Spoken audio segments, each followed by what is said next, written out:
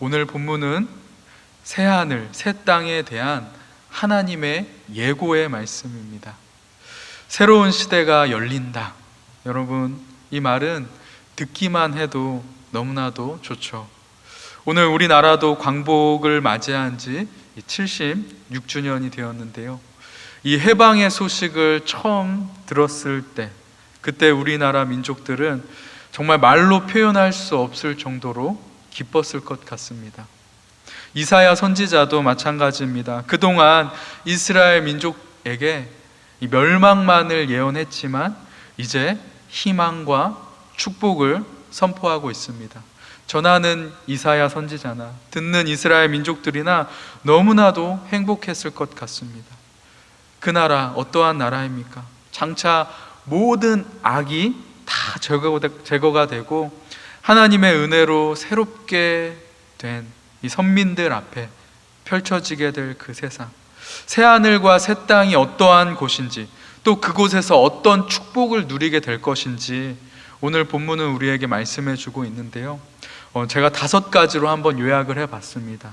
첫 번째는 그곳은 이전 일이 기억이 되지 않는 곳이라는 말씀이죠. 두 번째는 울음이 없고 슬픔이 없는 곳이다. 세 번째는 모든 것이 장수하고 영원한 곳이다. 네 번째는 정의와 진리만 있는 곳이다. 다섯 번째는 완전한 평화가 임하는 곳이 바로 새하늘 새 땅이다 라는 겁니다.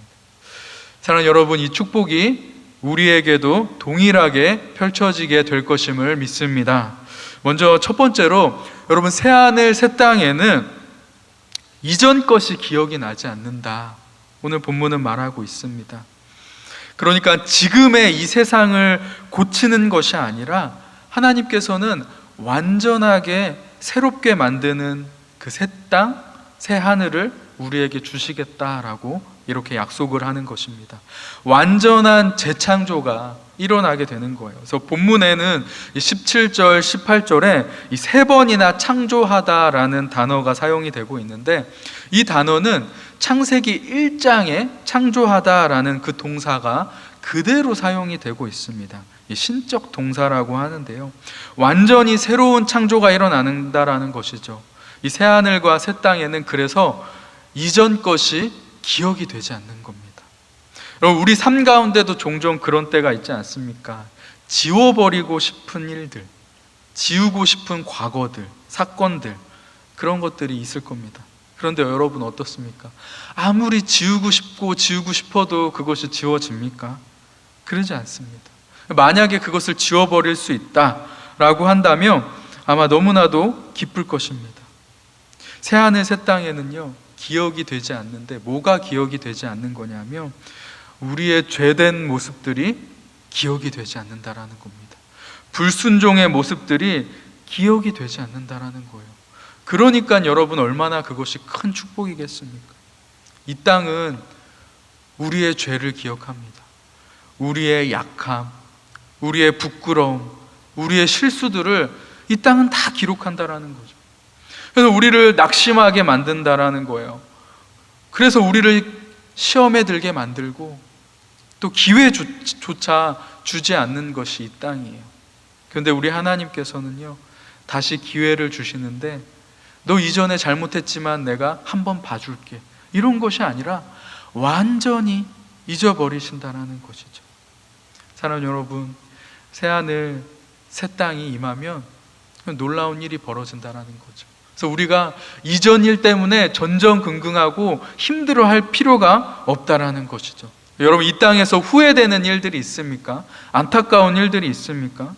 그러한 일들에서 자유해질 수 있기를 소망합니다. 새하늘 새 땅에서는요, 우리 앞에 정말 아름다운 일들만 펼쳐지게 될 것입니다.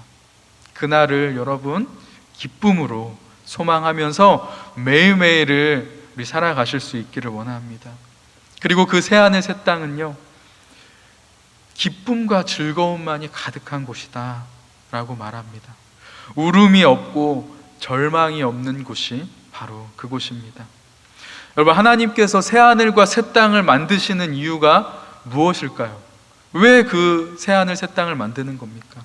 그것은 바로 구원받은 우리들, 하나님의 그 백성들로 하여금 영원히 기쁨과 즐거움을 누리게끔 하려고 그 새하늘 새 땅을 지으시는 겁니다.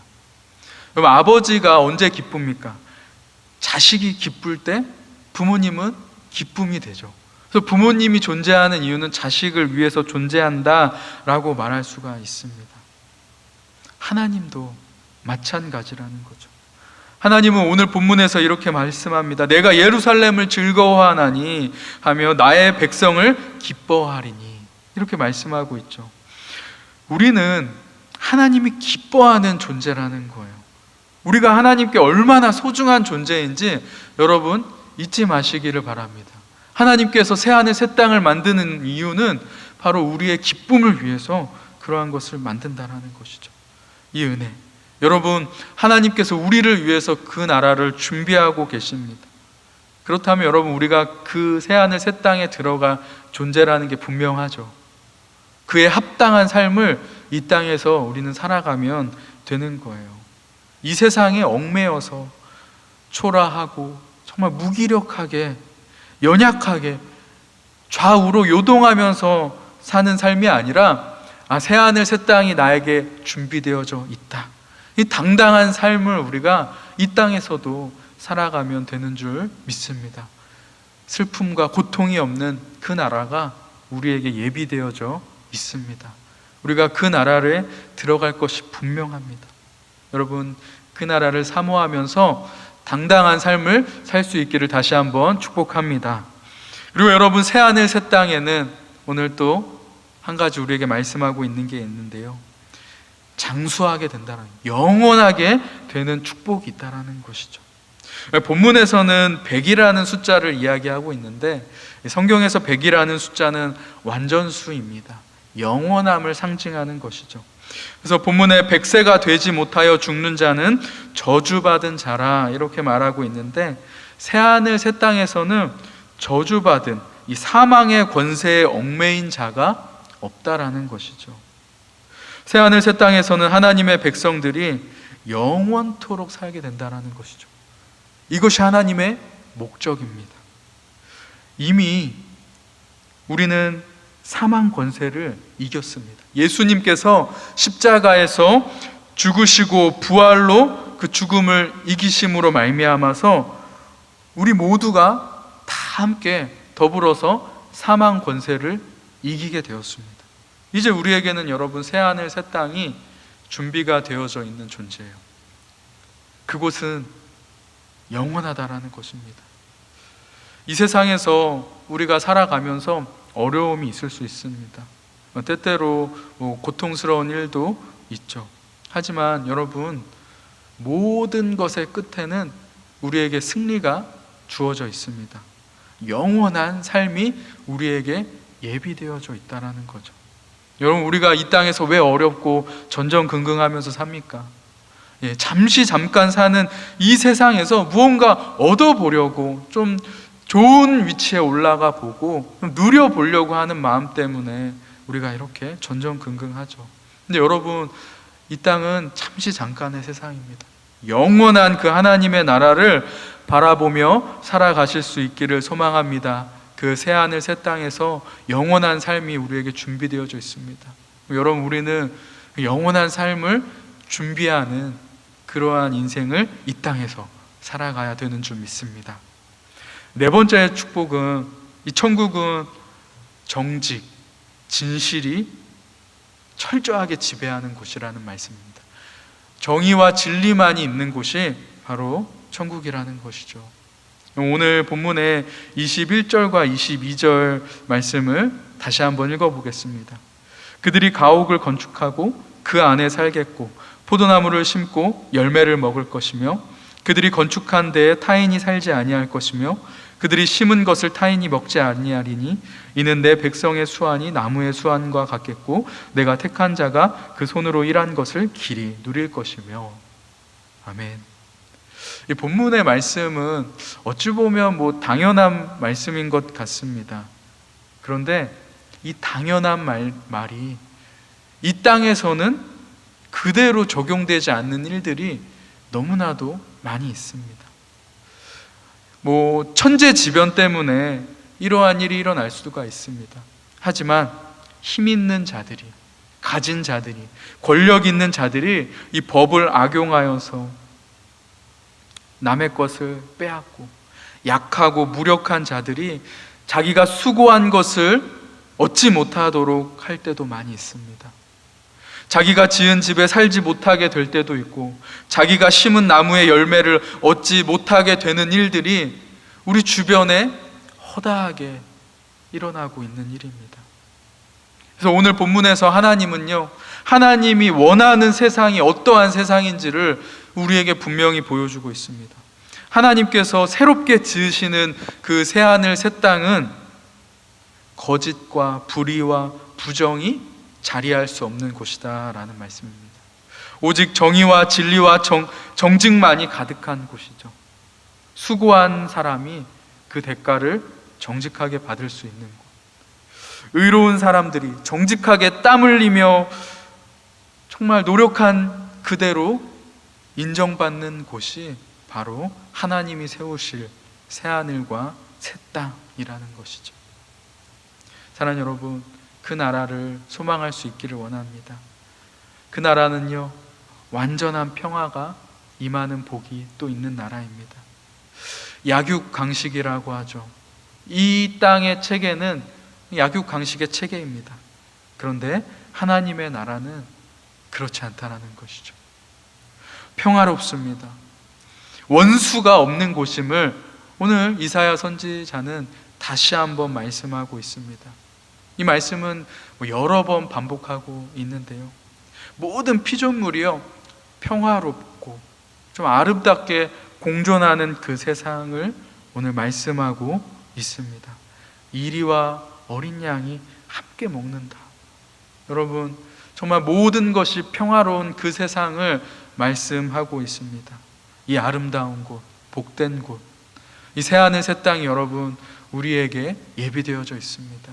생각만 해도 너무나도 미소가 지어지는 정말 그곳입니다.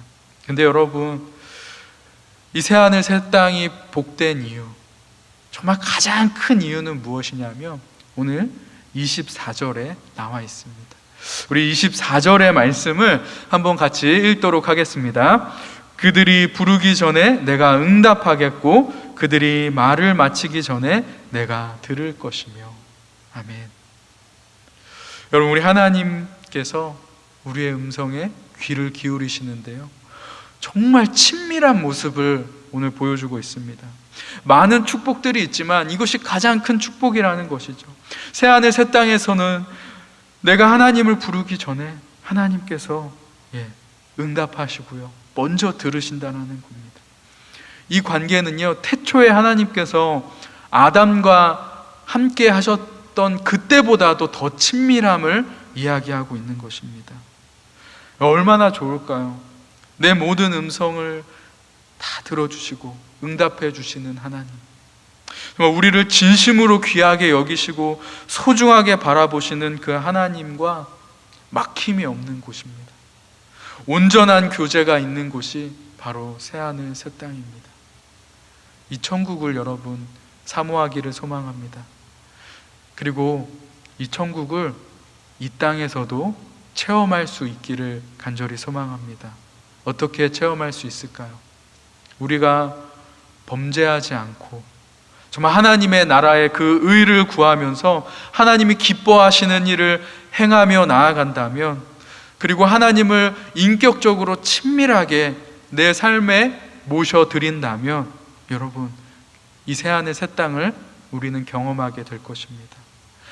하나님과의 의사소통이 정말 원활하면 원활할수록 하나님 나라에 가까운 사람입니다. 여러분, 그 천국을 사모하시면서 한 걸음 한 걸음 하나님께 더 가까이 나아가실 수 있기를 소망합니다. 하나님과의 교제가 끊어져 있거나 하나님과 소원해져 있는 분들이 있다면 다시금 일어나셔서 하나님께 가까이 나아가며 이 새하늘과 새 땅에서 누리게 될 복을 이 땅에서도 누리실 수 있기를 소망합니다. 끝까지 믿음을 지키면서 의롭고 진실하고 정직하고 화평한 삶을 살아가며 정말 하나님이 그 약속하신 새하늘 새 땅에 한 걸음 한 걸음 우리 더 가까이 가기를 소원합니다. 그 땅을 사모하는 오늘 이 복된 주일 되시기를 예수님의 이름으로 축복드립니다.